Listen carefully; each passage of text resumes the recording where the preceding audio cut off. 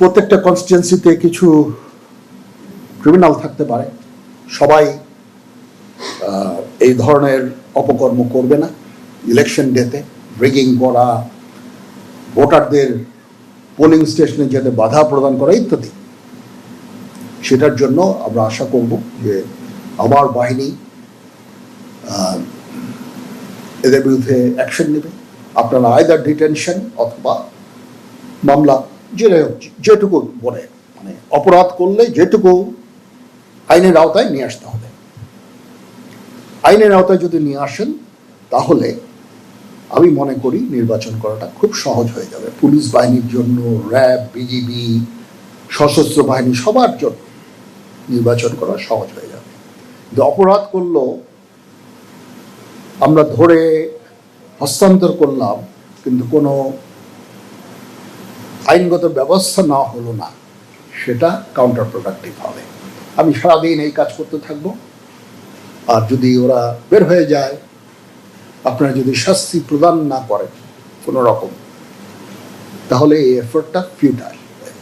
এই জন্য আমার বিনীত অনুরোধ থাকবে আপনাদের প্রতি, যারা এগুলো করার জন্য কম্পিটেন্ট অথরিটি, তাদেরকে আমি অনুরোধ করব এই ব্যবস্থাটা আপনারা দয়া করে নেবেন। বিমান বাহিনীর প্রধান এবং নৌ প্রধান এবং আমরা আছি, বিমান বাহিনীর সিনিয়র সদস্যরা আছেন, এয়ারফোর্সের সিনিয়র সদস্যরা আছেন, জিওসি 9 পদাতিক ডিভিশন আছেন। এবার নির্বাচনে কোঅর্ডিনেশনের জন্য আমি একজন লেফটেন্যান্ট জেনারেল আমি নিয়োগ দিয়েছি, কারণ এটা বিশাল বাহিনীর ডেপ্লয়মেন্ট। আমরা এটাকে একটা আইডিয়াল একটা ইলেকশন করতে চাই। So it is a unusual arrangement but very much required arrangement. তো সেইভাবে আমরা কাজ করে যাচ্ছি। বটম লাইন, আপনাদের সহায়তার জন্য ইন এইড টু ইউ যা কিছু করতে হয় সশস্ত্র বাহিনী করবে। মাইনরিটিদের জন্য একটা বিশেষ ব্যবস্থা নিতে হবে, তাদেরকে সুরক্ষা প্রদান করা। জানি তারা অলরেডি সুরক্ষিত, তারপরেও একটা হাইট বিভিন্ন কর্নার থেকে তুলে মাইনরিটিদের প্রতি এই করা হচ্ছে, ওই করা হচ্ছে, which is not true, exaggerated information, but তারপরেও তাদের প্রতিও আমাদের একটা বিশেষ যত্ন নিতে হবে, যেন ওনারা নির্ভয় বাসা থেকে বের হয়ে ভোট কাজ করে ফেরত আসতে পারে। এটা অ্যাপ্লিকেবল ফর অল দি, যত ভোটার আছে সবার জন্যই এটা অ্যাপ্লিকেবল। ইনশাল্লাহ এই কাজটা হবে। আমি কৃতজ্ঞতা জানাচ্ছি আপনাদের, আপনারা দূর দূরান্ত থেকে এসেছেন। আমাদের civil military relation is wonderful. আমি বারবারই আমি বলি, এত চমৎকার একটা রিলেশন আমরা মেনটেন করছি সেনাবাহিনী পুলিশের মধ্যে, সেনাবাহিনী সশস্ত্র বাহিনী সিভিল অ্যাডমিনিস্ট্রেশনের মধ্যে। রিয়েলি দিস এ মানে প্রেজ ওয়ার্থি, এত চমৎকার আমাদের সমন্বয়, understanding, and this is our strength. এই শক্তির কাছে কোনো অপশক্তি পারবে না।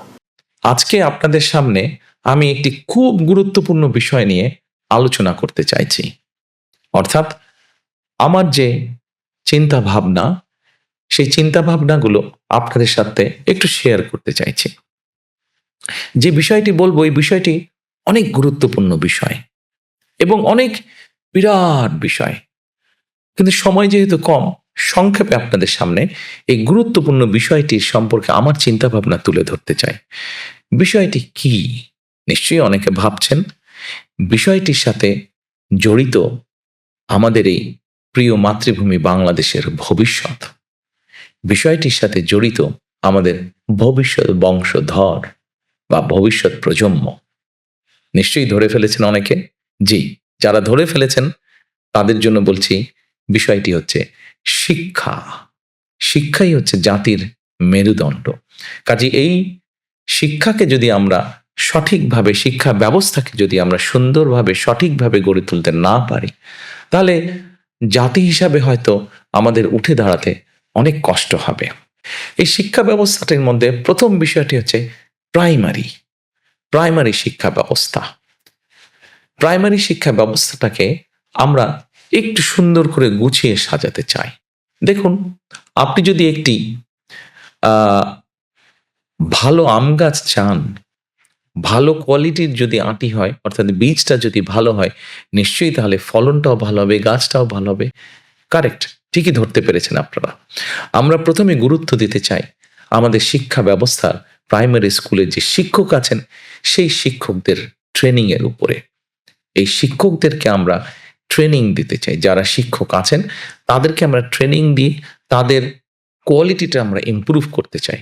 কারণ আমরা মনে করি শিক্ষক যদি ভালো ট্রেনিং পান তাহলে অবশ্যই শিক্ষক তার যে শিক্ষার্থী থাকবে তাকে ভালো করে পড়াতে পারবেন, ভালো করে লেখাপড়া শেখাতে পারবেন।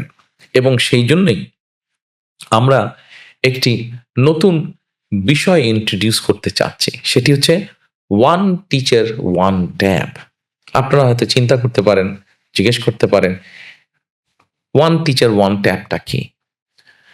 বাংলাদেশে খুব সম্ভবত 3.5 লক্ষের এরও কিছু বেশি প্রাইমারি শিক্ষক আছেন, সরকারি বেসরকারি সব মিলিয়ে। আমরা প্রথমে সরকারি প্রাইমারি স্কুল দিয়ে শুরু করতে চাইছি। আমরা এই টিচারদের কাছে ছোট ট্যাব বা কম্পিউটার পৌঁছে দিতে চাচ্ছি প্রথমে। আমরা যদি এই সকল টিচারকে ঢাকা শহরে বা বিভাগীয় শহরে নিয়ে এসে ট্রেনিং দেই তাহলে দেখা যাবে যে অনেক খরচ হবে রাষ্ট্রের, সময়ও নষ্ট হবে। সেই জন্য আমরা এই ট্যাবটা পৌঁছে দিতে চাচ্ছি।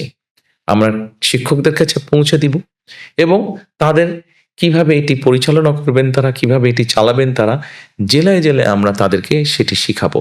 তারপরে তারা তাদের উপজেলা, ইউনিয়ন, গ্রামে ছড়িয়ে ছিটে পারবেন।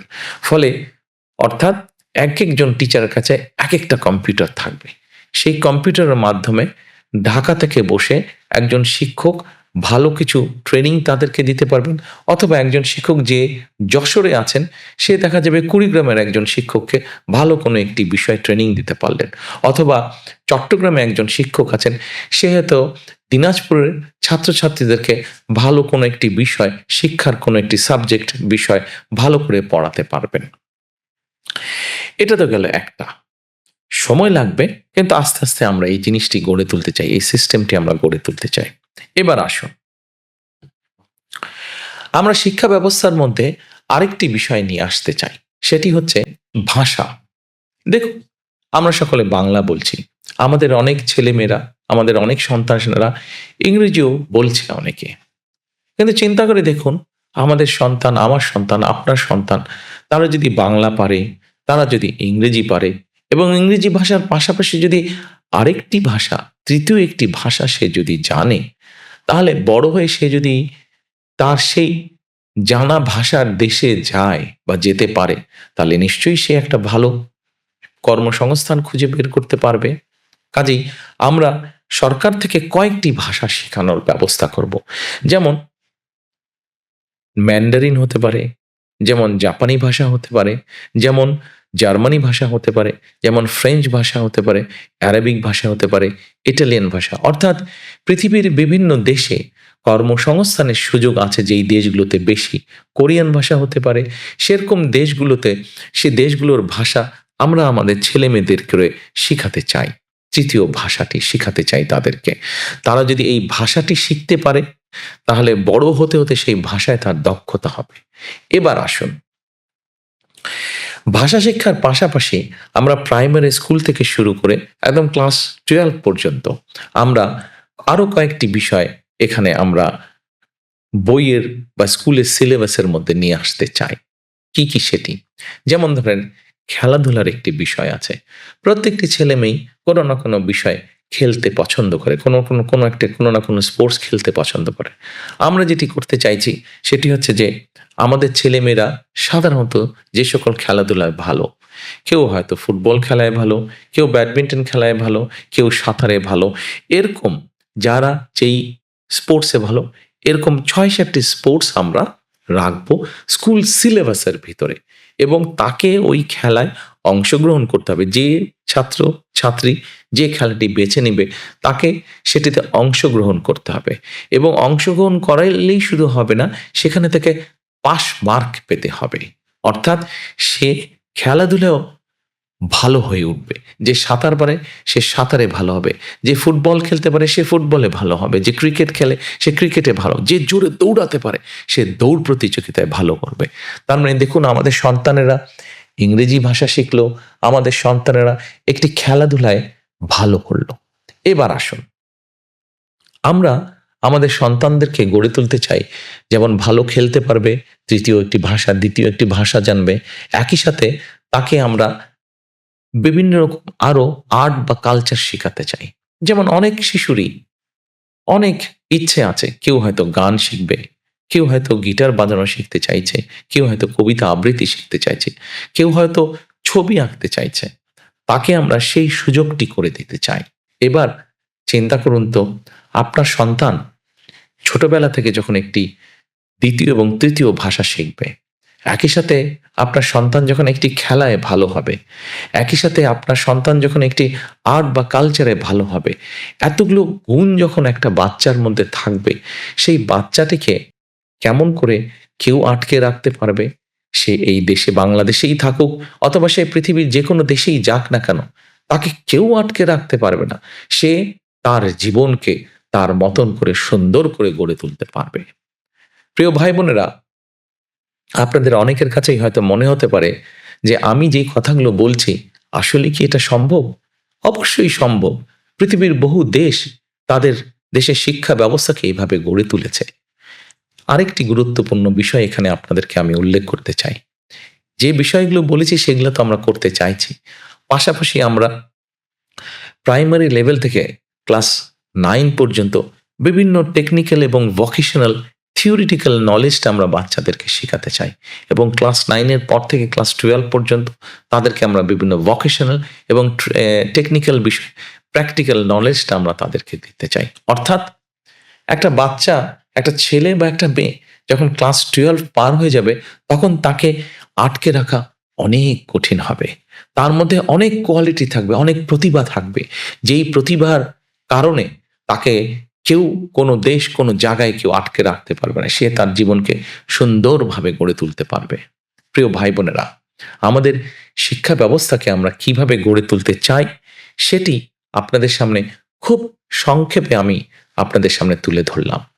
হ্যাঁ, আমাদের এই সুফলটি পেতে একটু সময় লাগবে, কিন্তু আমরা সকলে মিলে যদি চেষ্টা করি, আমরা সকলে মিলে যদি আমাদের আগামী প্রজন্মকে, ভবিষ্যৎ প্রজন্মকে এভাবে বিভিন্ন প্রতিভা দিয়ে গড়ে তুলি, তাহলে আজ না হোক কাল, কাল না হলে পরশু, না হলে তো অবশ্যই তার পরের দিন ইনশাল্লাহ আমরা একটা অনেক শক্তিশালী, প্রতিভাবান একটি দেশ আমরা গড়ে তুলতে সক্ষম হব।